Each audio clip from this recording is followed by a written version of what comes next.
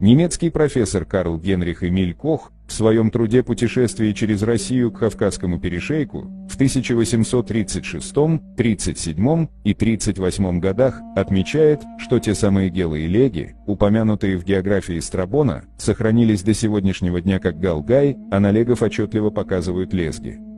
Далее он пишет: в верхних долинах Асы живет настоящее племя гелов, которые еще и сегодня называются галгай. В Чечне, в большом селении на реке Аргуне, в прошлом веке объявился предводитель и поработил все племена равнинных областей.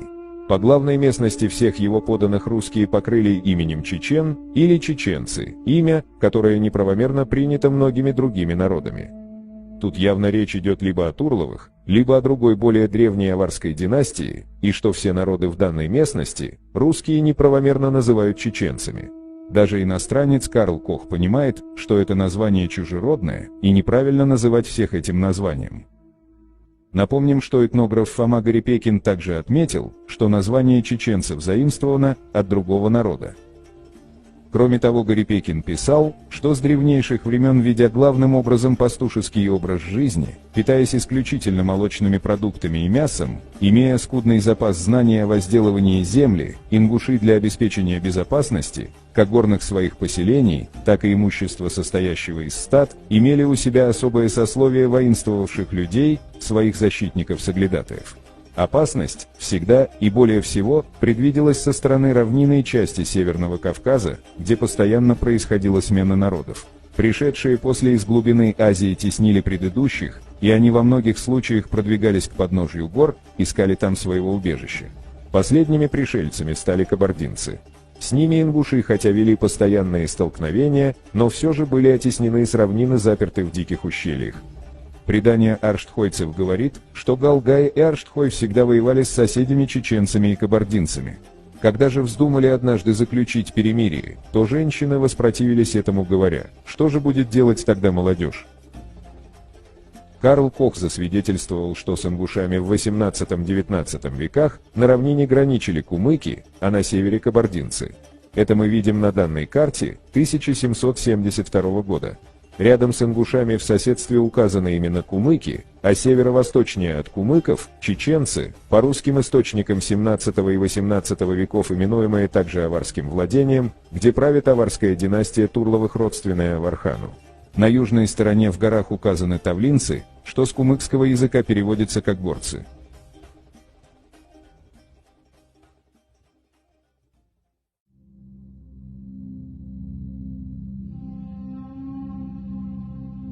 Известно, что ингуши, в то время, когда их соседи уже числились в российском подданстве и мешали ингушам свободно владеть своими землями на равнине, подписали договор о вхождении в состав России в 1770 году, дабы избавиться от статуса враждебного народа для России и вновь мирно жить на своей исторической родине.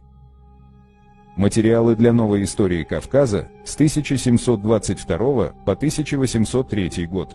Автор труда – историк Петр Григорьевич Будков. В 1770 году ингуши или кисты просят принять их в подданство, как сообщается, от притеснений и набегов кумыков и кабардинцев на равнине. Как мы знаем, кабардинцы и кумыки на тот момент уже издавна являлись подданными союзниками России. Именно с этими двумя народами, а если быть точнее, то князьями и шамхалами из этих народов ингуши договаривались, когда стоял вопрос о безопасном для себя переселении на новые пустующие плоскости у Назрани, а не с чеченцами на чеченских землях, которые проживали далеко на востоке от этих мест, да еще и сами пребывали в вассальном положении на плоскостных землях. Петр Будков также сообщает, что на тот момент чеченцы издавна числятся в российском подданстве. Это подтверждается в документах XVI и XVII века. Один из них – письмо 1657 года из Шибутского джемаата царю Алексею Михайловичу с просьбой принять его жителей в русское подданство. Перевод Миркасыма Абдуллахатовича Усманова, советский и российский историк, археограф и доктор исторических наук. Мы из Шибутского джемаата, чтобы быть подданными великого царя из всей страны гор, а именно из Варанты, Чичаня, Тонса, направили 3 посланцев к русскому царю. Если он пожалует нас, то мы станем подданными царя.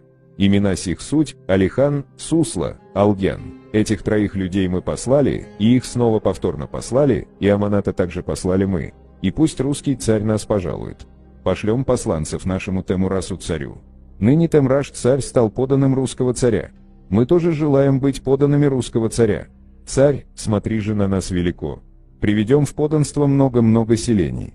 А пока мы, 3-4 селения, били челом великому царю, пожалуй нас, царь. Данное письмо является просьбой о принятии в подданство чеченцев, или точнее жителей перечисленных обществ, в 1657 году. Чтобы понять, кого подразумевали под чеченцев, мы перенесемся на 100 с лишним лет вперед, когда ингуши вошли в состав России. 1770 год. Письмо от кистинского народа, кизлярскому коменданту Неймчу, подписано старшинам 24 селений больших и малых Ингушей. В этом документе приведены имена тех 24 старейшин. Теперь обратим внимание на эти 24 ингушских селения. Дело в том, что именно об этих 24 селениях округов больших и малых ингушей или ангуштов говорит исследователь Аган Антон Гюльденштедт в своем путешествии по Кавказу в 1770-1773 годах, который, к слову, являлся еще и свидетелем вступления ингушского народа в подданство Российской империи. Гюльденштедт, собственно, записал их с точностью.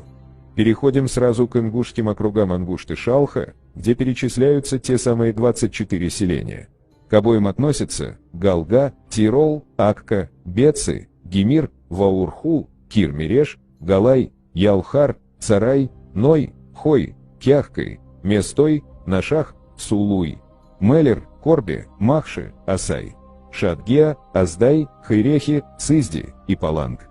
Также селения и округа Махки, Хамха, Таргим, Аги, Картуй, Сулуй, Бештуй, Азик, Тимгай, Лялах, Хане, Таш, Арцхой, Салгай, Фалхал, Герек, Малар, Джайрах, Байн, Ижел, Обин, Дахыргиш, Арапе, Берех, Кушги, Кала, Накаст, Бархан, Тори, Гапай, Галай, Алкун, Гигай, Селх, Датах, Арште, Игер, Ляшк, Желаш, Галашки, Ахкин-Юрт, Ахка, Махал, Бошта, Мериджи и Терли.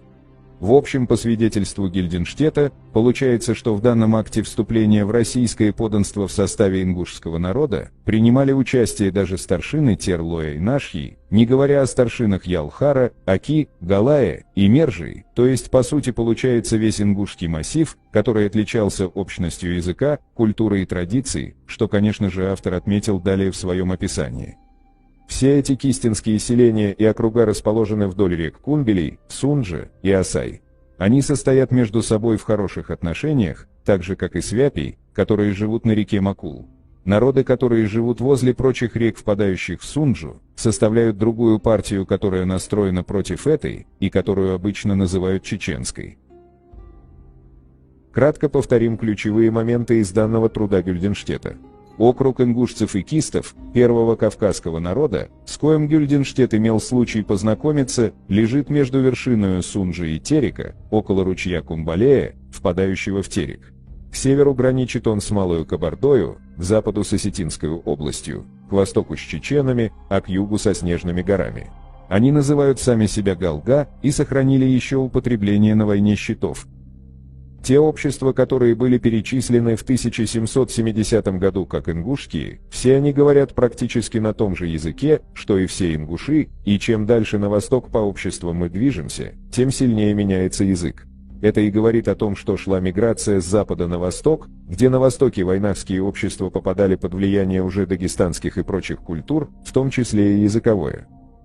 Округ Чечен. Он занимает страну Нижнего Аргуна и Бистина, впадающих в Сунджу, и нарочито обширен, почему под названием обитателей его чеченов часто разумеется весь кистинский народ.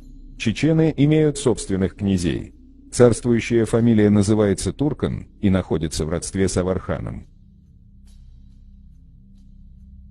Теперь сравним с картами конца XVIII века.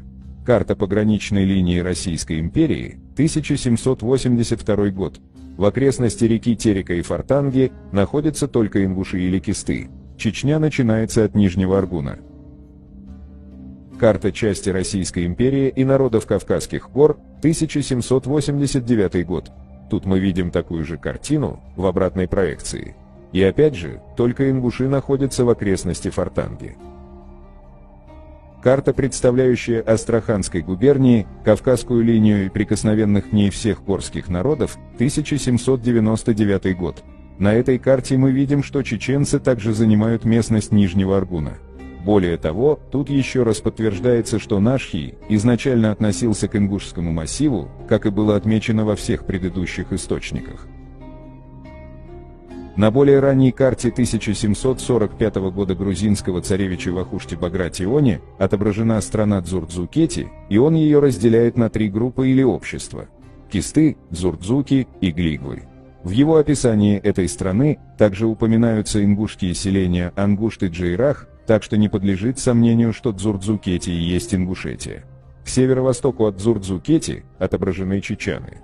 Вахушти относит равнины этноним чечаны именно к дагестанским племенам, что лишний раз подтверждает, что в этой местности преимущественно живут дагестанские народы, и никакого отношения к дзурдзукам или вайнахам этноним чечаны не имеет. Эта картина резко начала меняться из-за активного переселения горных жителей, или ламры, на чеченскую плоскость.